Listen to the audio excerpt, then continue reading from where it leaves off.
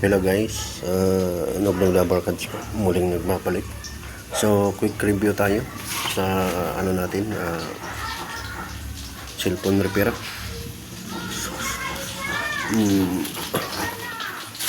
May papakita ko sa inyo na ito naman, panibagong repair na naman to. Ang issue ng may-ari nito ay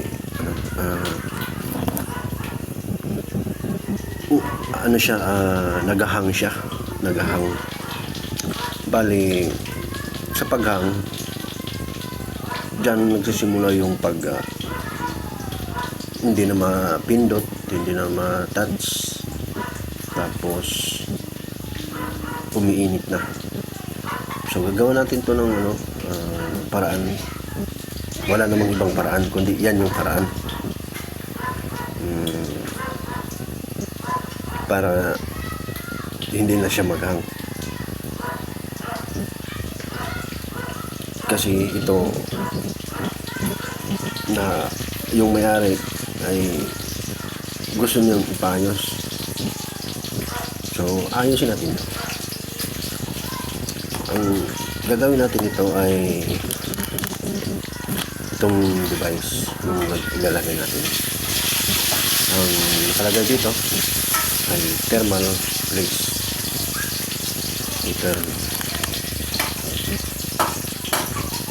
Thermal place.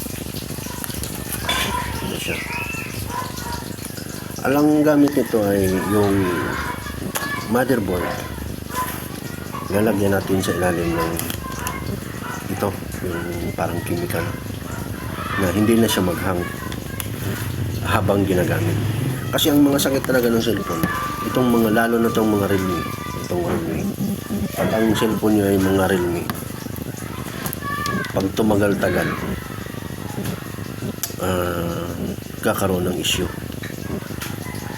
So ang madalas ng issue ng Realme ay yung paghang.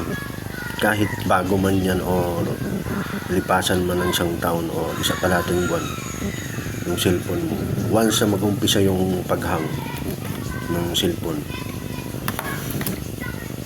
ibig sabihin kulang siya ng ganito na nakalagay doon, o di kaya tuyo na. Kasi ito parang chewing gum. Pag tumuyo, ibig sabihin uiinit na yung motherboard. Ang natin ito, ang silbi nito, thermal grease, ay yung upang maiwasan yung pag-init ng cellphone at yung paghang. Parang ito yung pinaka-device na yung pinaka-cooling system.